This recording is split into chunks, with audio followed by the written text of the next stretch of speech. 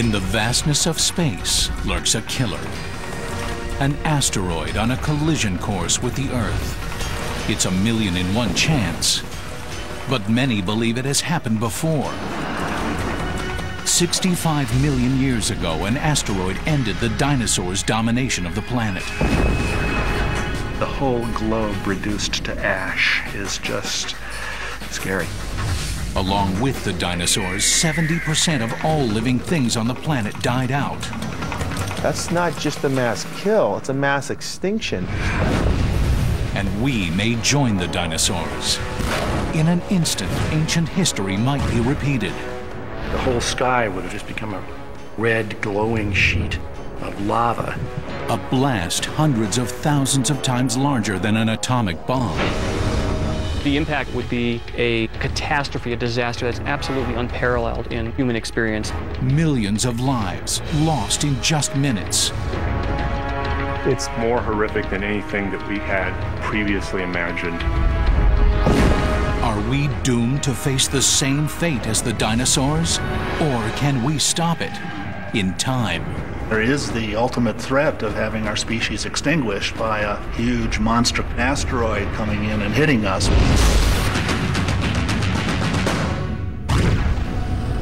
Southern California is no stranger to natural disasters. The area's 20 million residents have endured earthquakes, mudslides, and firestorms. But the deadliest threat may come from the sky. Although its arrival would be no surprise, there would be nowhere to run.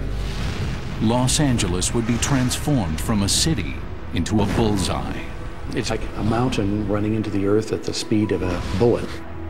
The impact is larger than 1,000 Hiroshimas. It's going to be a gigantic explosion and blindingly brilliant and far brighter than the sun. The ensuing firestorm incinerates everything within a 100-mile radius. The massive pressures generate 300-mile-per-hour winds, flattening what's left. And the devastation continues. All kinds of debris would fall on you, like being in Pompeii. In 60 seconds, Beverly Hills, Los Angeles, Malibu are gone. Then the final assault. Monstrous tsunamis more than 500 feet high rampage across the Pacific. Tsunami waves would propagate up and down the coast, all the way to the tip of Baja, to Alaska, and bigger than any waves known to man so far. By the time it's over, millions up and down the west coast of America have been killed. The impact would be a catastrophe, a disaster that's absolutely unparalleled in human experience. We are living on borrowed time.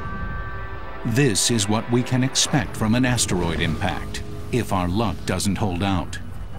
We're gradually appreciating the fact that the Earth does take hits fairly frequently. At the moment, there are 180 known impact craters etched into the surface of the Earth. The half-mile Wolf Creek crater in Australia, the 60-mile Manicouagan crater in Canada, and a recently discovered 19-mile-wide crater in the Sahara Desert represent the billion-year legacy of collisions with asteroids. Left over from the creation of the solar system, asteroids are the orphans of the universe. Millions orbit in a distinct belt between Jupiter and Mars. The asteroids are essentially the fossils of planetary formation, if you will. They are the small building block debris left over from the formation of the terrestrial planets.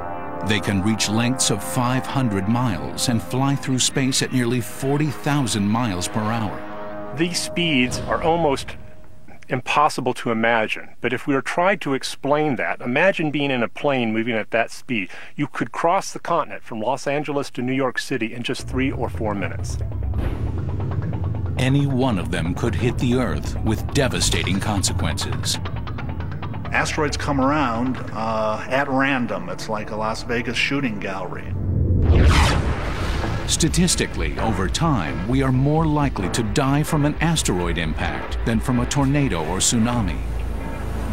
There is one reason for our good luck. Large asteroids rarely hit the Earth. The one that ended the age of the dinosaurs was 65 million years ago. Long before mammals, hundreds of species of these ancient animals, both large and small, roamed the globe. Pterosaurs sailed the skies. Ancient sharks ruled the seas. And the land was lush with a diversity of plants. Then, suddenly, nearly 3/4 of all living things were killed in one of the planet's worst mass extinctions. For years, scientists debated what caused the abrupt demise of the dinosaurs. But recent discoveries point to a killer asteroid that ended an era. The theory is a 6-mile-wide asteroid struck the Earth near Chicxulub, Mexico. It's as if a mountain twice the size of Mount Everest fell from the sky. It smashed into the ocean with the power of 190 billion tons of TNT and left a crater 110 miles wide and 5 miles deep. This impacting asteroid came screaming at the Earth's surface in excess of 20,000 miles per hour. It would have appeared to you as if the sky was suddenly split by fire, because the incoming object, as it went through the Earth's atmosphere, would have ionized a tremendous amount of gas in the Earth's atmosphere and essentially glowed. It would have looked like the sky was on fire. It hit the ocean just off the coast of Mexico. Ocean layer is just like the paper on a Christmas gift. It just is gone in a second. In fact, it blew away that layer and dug 30 kilometers deeper. We're talking digging a hole in the rocks, 20 miles down. So it's a huge, catastrophic event. It had an energy that's maybe 10 or 100,000 times more than all the energy in all the nuclear weapons on the Earth. The resulting fireball, brighter than 1,000 suns, burned everything within 500 miles and reached beyond the Earth's atmosphere. A shockwave and tremendous air blast followed, creating winds exceeding 2,000 miles per hour. That pressure pulse and that wind had the capacity to completely destroy any plants and animals within a region of several hundred miles. The impact created tidal waves 150 feet tall, washing over much of southern North America. It shook the Earth for 1,000 miles around, and that shaking created many secondary landslides in the ocean. And those secondary landslides also made tsunamis. So we have tsunamis from the impact, we have tsunamis from the secondary landslide. So as if that wasn't enough, you also had this impact ejecta, this rocky debris ejected out of the crater, come crashing back down onto the landscape, burying plants and animals that may have survived. In some cases, this debris was several hundred feet thick. The heat from impact caused trees to burst into flames. Wildfires devastated the landscape for hundreds of miles. If you were an animal, you likely would have passed out as the atmosphere around you became so hot. You would have dropped unconscious. The intense heat overwhelmed everything it touched. Now, as bad as this seems, as destructive as it would have been to the local Gulf of Mexico region, devastating life, it's not responsible for the mass extinction event that occurred 65 million years ago. It wasn't the explosion itself that wiped out all the dinosaurs. This was a global catastrophe. A catastrophe at a level we haven't seen in the last 200 million years. The initial devastation was limited to 600 miles from the blast zone. But most of the life on the planet was snuffed out. Why?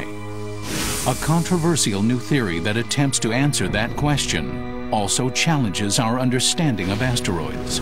And that understanding may mean the difference between life and death. Scientists believe that sooner or later a large asteroid will hit our planet with devastating results. Their best evidence to the devastation is the global disaster that led to the disappearance of the dinosaurs. 65 million years ago, dinosaurs ruled supreme. Then it appears an asteroid struck the Earth near Chicxulub, Mexico, and they suddenly vanished. The impact happened in a matter of moments, and it changed the world literally overnight. Experts are still investigating exactly how the asteroid caused a worldwide extinction. The results may hold the secret to our own survival. It's a crime scene that is very cold. It happened 65.5 million years ago. Up through the 1970s, volcanoes were the prime suspects.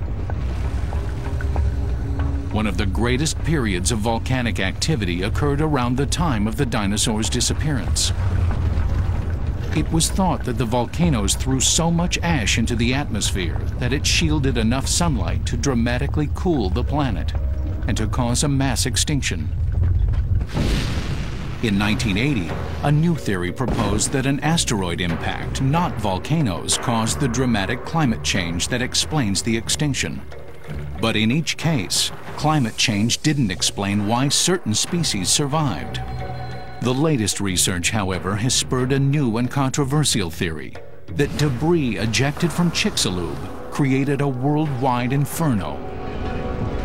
The thing that was devastating globally was this 2,000 or 3,000 cubic kilometers of rock blasted into orbit. About 90% of it would come back down on the Earth.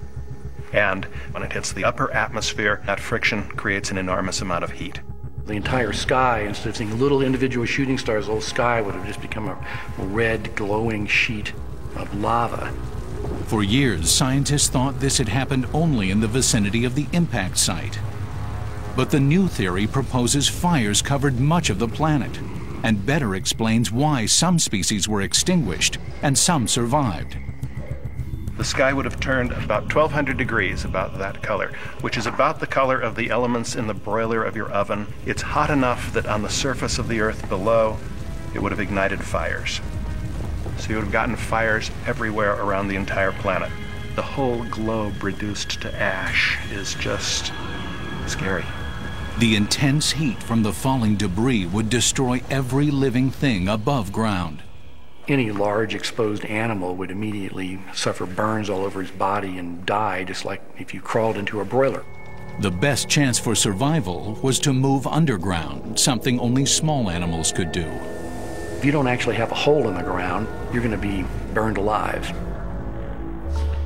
These are parts of victims. These are bones of Triceratops and duck-billed dinosaurs and Tyrannosaurus rexes. Here is just one horn of a Triceratops, the famous horned dinosaur of the late Cretaceous. This is just a bony horned core. And we find these things all over the place in the end of the Cretaceous, the last several hundred feet of the Cretaceous layers of rocks. The Cretaceous period, the age of the dinosaurs, ends abruptly at one of the most significant moments in our planet's history, known as the KT boundary. The KT boundary is shorthand for the Cretaceous Tertiary boundary, the dividing line between the age of dinosaurs and the age of mammals. The Cretaceous period went from 145 million years ago and it ended with a bang with the asteroid striking Mexico at 65.51 million years ago.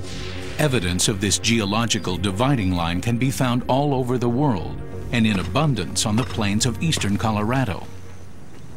That is the KT boundary. This 2-centimeter thick layer came out of the sky.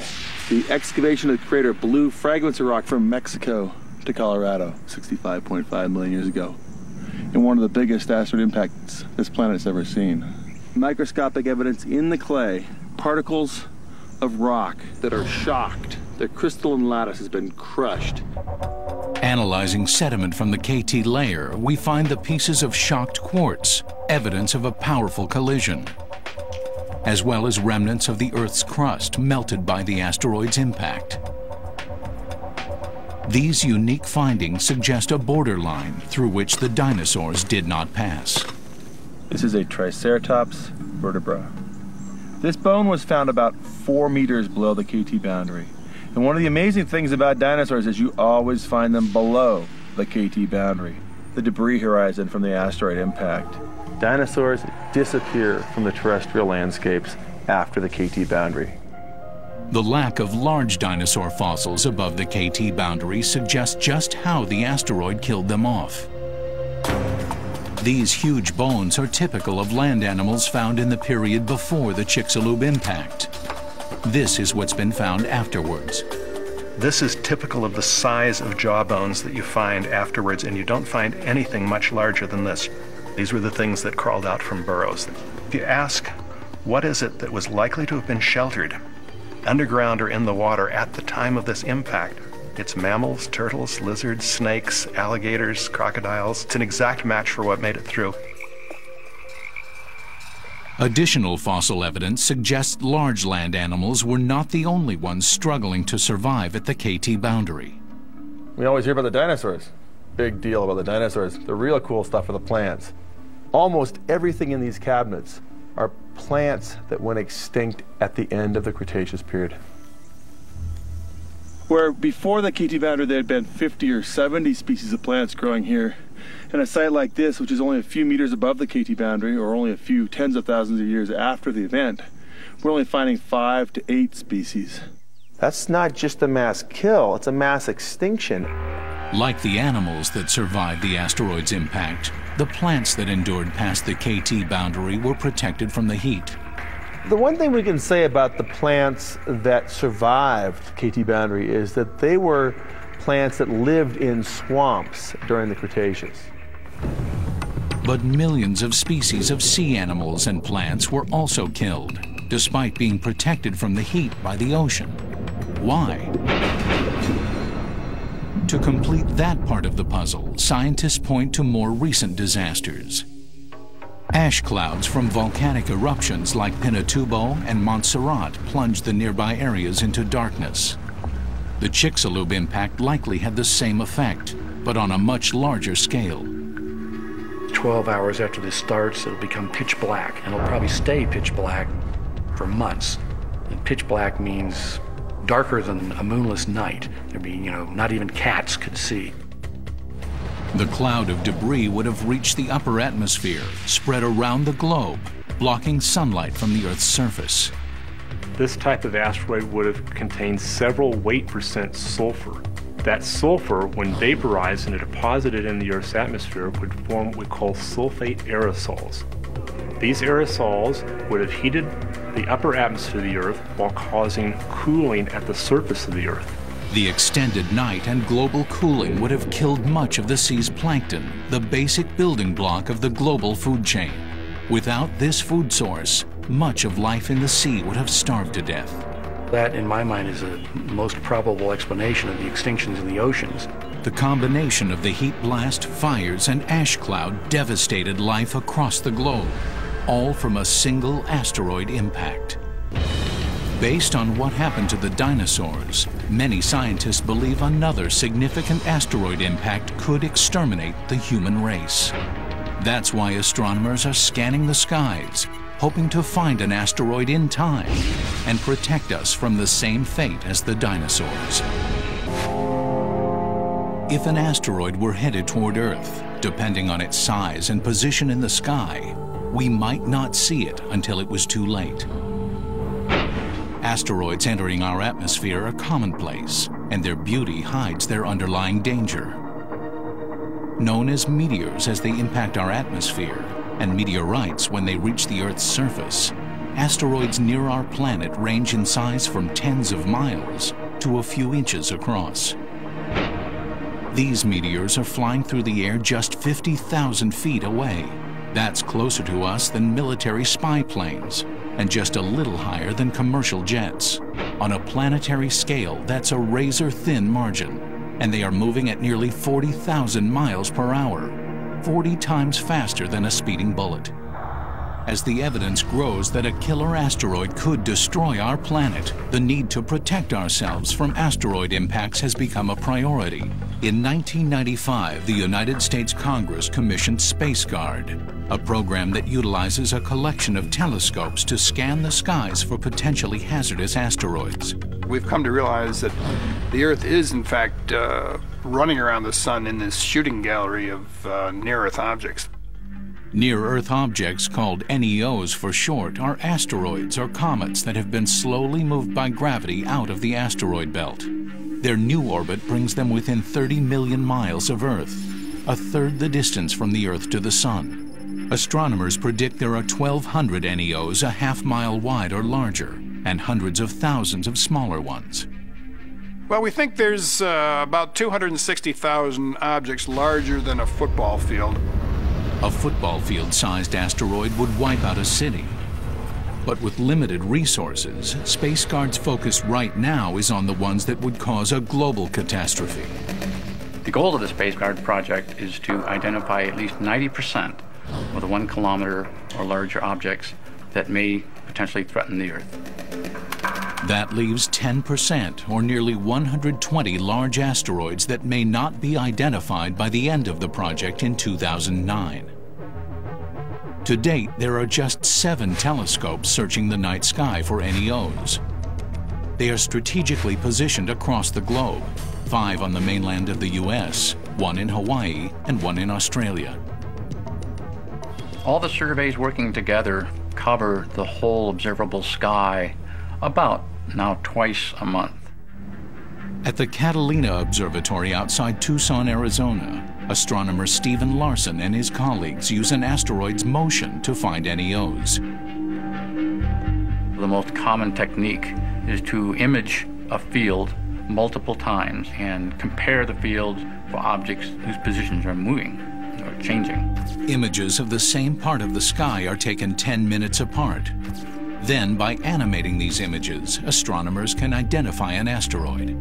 This is a near-Earth asteroid that was discovered yesterday by our other Schmidt telescope. It's a pretty bright, fast-moving object. It's maybe half a kilometer, I think. It's an Earth crosser. Despite this rather simple form of surveillance, night after night, astronomers are cataloging dozens of new asteroids. Here's one now. It's got slightly unusual motion, but it's pretty faint, not identified. It's probably never been seen before. To date, 3 NEOs have created concern for astronomers. 2 of them may intersect the Earth's orbit at the beginning of the next century. The third one, nicknamed Apophis, poses a much greater threat. We did a quick orbit determination and noted that it's going to make a very close Earth approach on April 13th, Friday the 13th, in 2029. In fact, it's going to get within 5 Earth radii of the Earth's surface, which is actually below the altitude of our geosynchronous communication satellites. So it's going to be one of the closest near misses on record. 5 Earth radii is 20,000 miles, just 1/6 the distance to the Moon. Astronomers are confident it will miss the Earth in 2029, but that's not the real risk. If Apophis passes through a tiny portion of space called a keyhole, its orbit could be changed, with devastating results. When it makes its close approach to the Earth in 2029, should it pass within a 600-meter-sized keyhole in space, then it will come around 5 times and then hit the Earth in 2036. The likelihood of Apophis threading the needle of this keyhole is very small, but if it were to hit, it would be catastrophic. Apophis is thought to be about 320 meters in extent, a little over 3 times the size of a football field. If it were to hit the Earth, it would be a big problem. It would be an explosion with far more energy than any nuclear armament we have. Since 1995, of the estimated large near-Earth objects thought to exist, 800 have been discovered. What I am worried about are the 300 or 400 objects I haven't even found yet. I cannot guarantee you that one of them will drop out of the sky tomorrow. The problem is the SpaceGuard methodology is far from perfect. The near-Earth asteroids that are swarming around the Earth, we find them kind of by chance. Just a matter of luck, whether a particular asteroid happens to be close enough when the telescope's pointed in that direction that it's bright enough to be detected by these relatively small telescopes. And the telescopes may have blind spots. The asteroids spotted by SpaceGuard are visible due to the reflection of sunlight as they circle the Earth. But certain orbits can hide an asteroid until the very last moment. You can imagine an object that was fairly good size sneaking up and getting on an Earth-threatening trajectory, perhaps coming out of the sun, so you couldn't see it just before it hit. Most of the time, these hidden asteroids are small, and the friction with our atmosphere tears them apart. We're actually fortunate to be living on the Earth because we are enveloped in this wonderful atmosphere. This atmosphere actually protects us from most of the impact events that actually involve the Earth. Impacting asteroids and comets actually are destroyed as they try to punch through or penetrate the Earth's atmosphere. The real danger comes from those asteroids large enough or strong enough to blast through the Earth's atmosphere. The 6-mile dinosaur killer was made of stone and made it through due to its immense size. The one which created America's most famous crater, Meteor Crater, was tiny by comparison, but much tougher.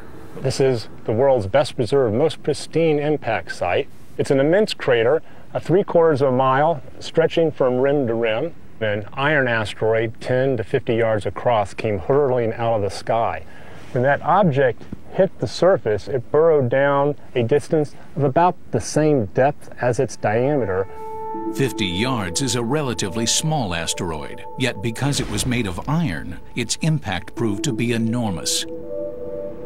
It created an immense explosion which actually excavated this immense bowl-shaped cavity, throwing 175 million metric tons of rock on the surrounding landscape. This material, now up on the rim of the crater, used to be far below me. The explosive energy of the impact event excavated this block up out of the crater and deposited up here on the rim. The explosion was equal to the power of 1,000 Hiroshima bombs.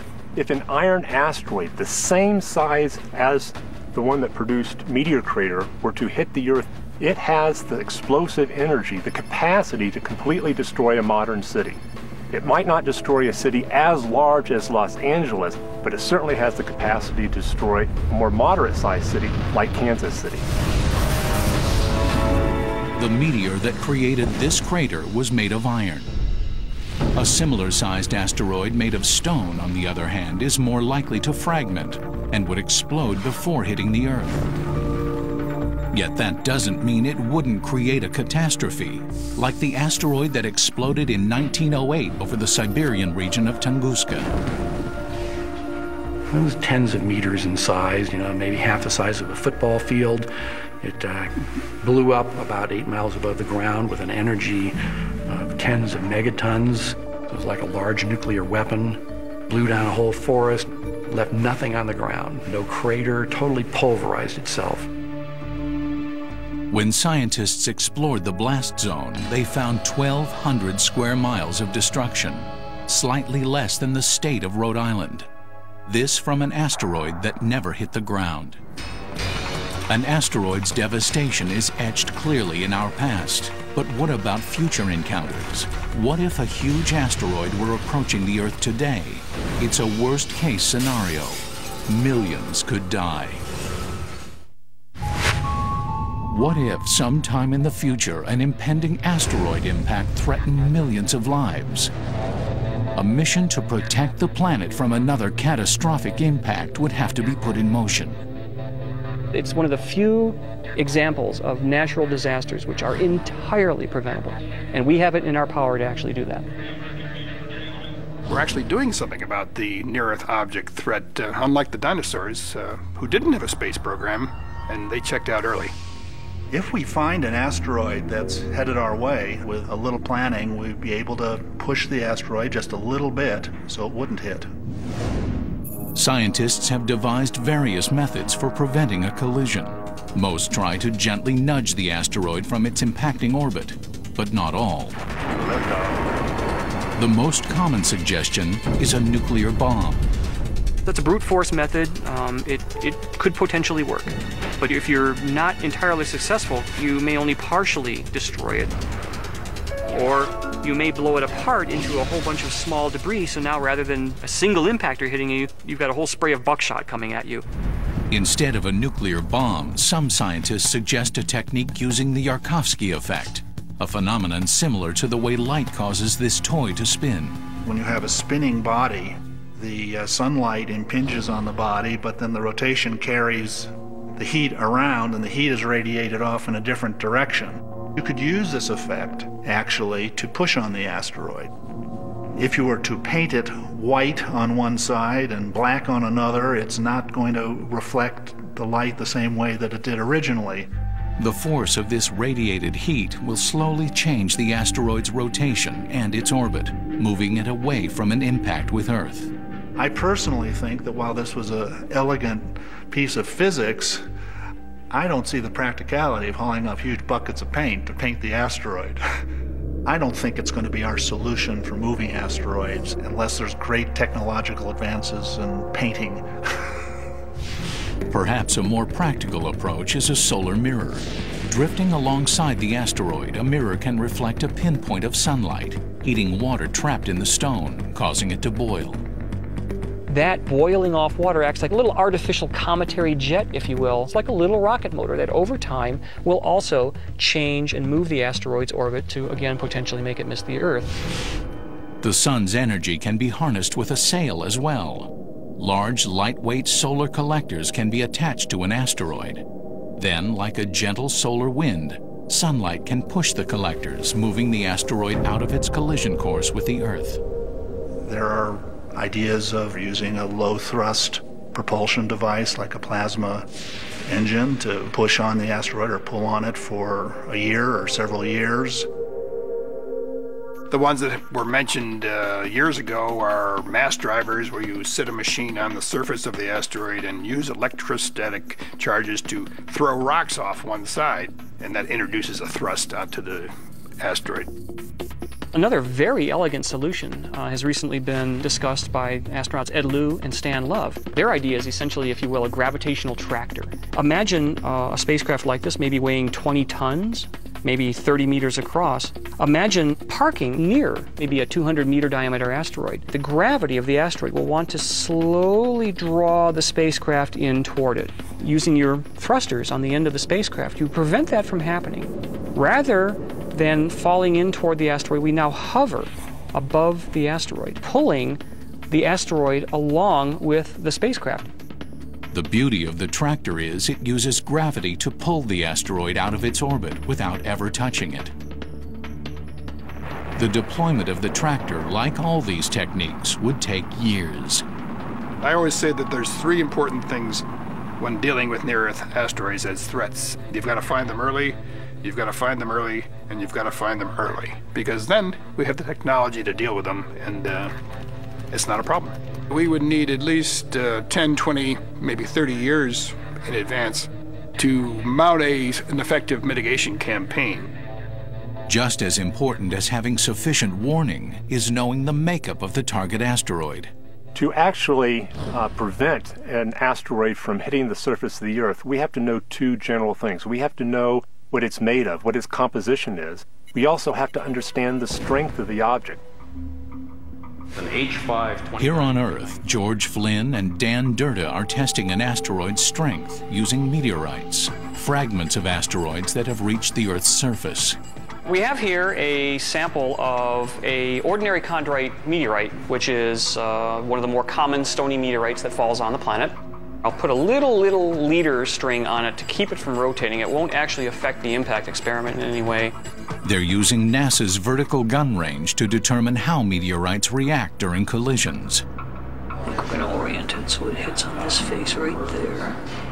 In this vacuum chamber, tiny metallic pellets are shot at meteorite targets at 1,100 miles per hour.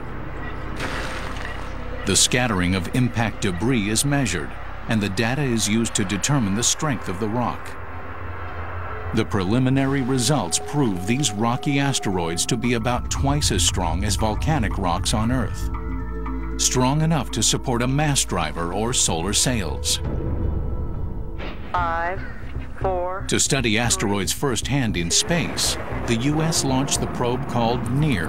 We have liftoff of the Delta rocket carrying the NEAR spacecraft bound for the asteroid Eros. In 1999, after a 3-year journey, NEAR rendezvoused with a 21-mile-long asteroid named Eros, giving us our first close-up look at an asteroid. It was made of solid rock, similar to the ones used in the collision experiments, and covered with a thin layer of dust. These were the results scientists expected. But then, in 2006, the Japanese probe Hayabusa rendezvoused with a small nearby asteroid called Itokawa. The results were startling. Hayabusa raised more questions than it answered. We thought small asteroids would be fairly smooth. They wouldn't have much in terms of surface rubble, or regolith as we call it. Well, that turned out to be all wrong. When we got there, the spacecraft showed images of the surface at high resolution, highest resolution we've had on any asteroid to date. and it's extremely rocky surface. The surface is covered with loose, rubbly material. There was no obvious impact craters. Hayabusa has forced astronomers to rethink their plans to deflect an incoming asteroid. Other than the gravity tractor, many of the proposed techniques would not work on a rubble pile like Itokawa. Mother Nature has a way of pulling the rug out from under our best theories and saying, back to the drawing boards, boys. It appears each asteroid, depending on its composition, will require its own mitigation technique, and all will demand plenty of advanced warning. But if time were short, there'd likely be no way to prevent a catastrophic impact. The only recourse is to begin massive evacuations, build shelters, ration food and water, and stockpile meat and grains. Then hope it's enough when the moment of impact arrives. Now, using historical records and the latest in computer technology, you will witness the living hell when a killer asteroid strikes.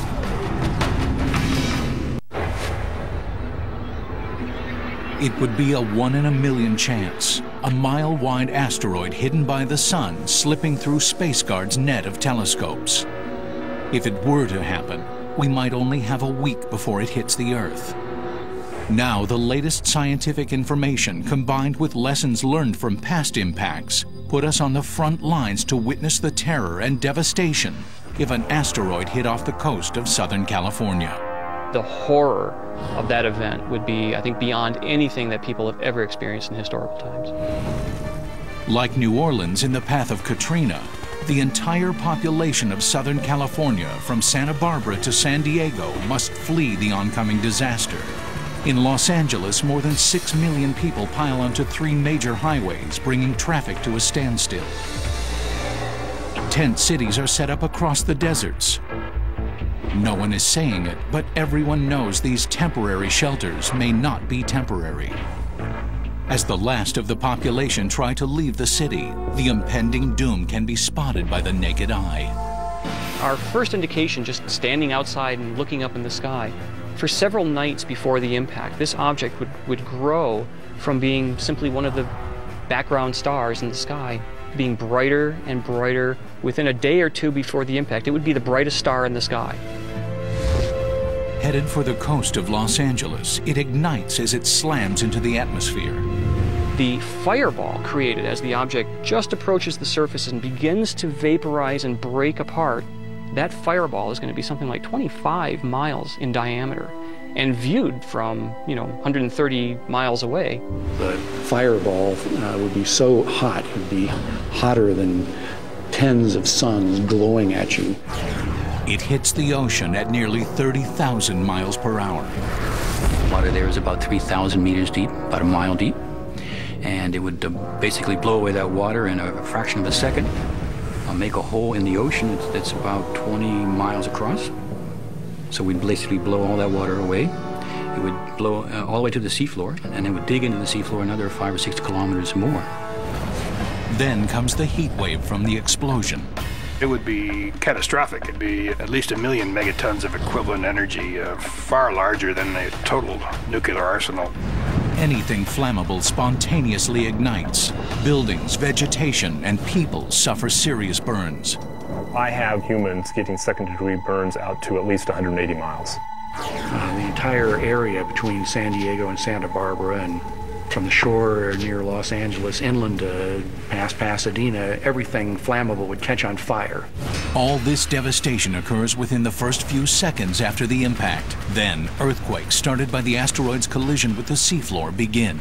And you would feel the seismic shaking. It would be equivalent to a magnitude 8 earthquake. It would be pretty serious shaking. It wouldn't destroy big buildings, but it would shake, rattle, and roll wood frame houses. There will be a blast of high-pressure air being blown away from the impact itself.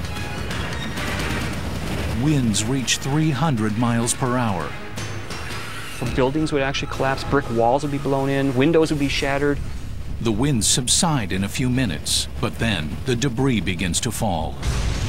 The formation of that crater, a huge amount of water would have been ejected into the Earth's atmosphere, and that would have come crashing back down onto the ocean surface around it, out to distances of another 12, 13, or 14 miles. The entire coast of Southern California is inundated with millions of gallons of seawater. About 2 or 3 minutes after the impact itself, we would start to be showered by a fusillade of gravel. That fusillade of gravel itself would be enough to kill you. Within 10 minutes, Los Angeles is obliterated. Santa Monica, Hollywood, Malibu are all turned to dust. And as if this weren't enough. So you get hit by big tsunami waves about a half hour later. Tsunami waves might be gigantic. They're hard to believe, even 200 meters high. So we're talking 10-story buildings, more than that, way more than that. And it wouldn't be just one, there would be dozens and dozens of those waves. They would run in 5 miles. If you survived all the first things, you'd be washed away by those. So it's pretty horrific. We're talking serious stuff here. And the Indonesian tsunami made waves in the middle of the ocean of about 1 meter. We're talking waves in the middle of the ocean of 200 meters or so. It would be really quite huge. And these tsunamis reach every corner of the Pacific, 150 feet high as they hit Hawaii, 90 feet in Japan. Then the largest forest fire in California history begins. The Chicxulub impact tells us that smaller debris fall back to Earth, raising the atmospheric temperatures, turning it into an oven. Within minutes, the skies over Southern California turn red with burning debris, igniting fires across the landscape. Soon, most of Southern California is ablaze. Prevailing winds push the burning embers of what was Los Angeles toward the east, starting fires in Utah, Arizona, and north to Oregon. And like the dinosaur killer, a huge cloud of sulfur combines with the smoke of the fires and moves across the western hemisphere, darkening the sky into a perpetual dusk. The temperature begins to fall as little sunlight reaches the ground. A continental nuclear winter has begun. That has the capacity to dramatically alter agriculture, and agriculture, in fact, would have suffered for several years. If people half a world away think they are safe from the impact, they are wrong. The cloud of ash reduces temperatures across the continent, bringing frosts in July, killing off crops in America's Midwest, the world's breadbasket. Without this essential food supply, a global starvation ensues for years to come.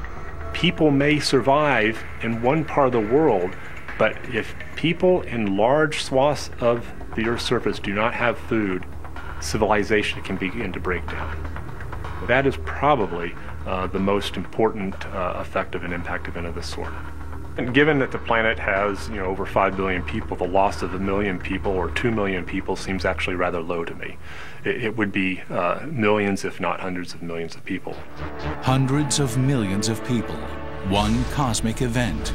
A single moment in time. It will take years for the debris cloud to disappear and the climate to recover.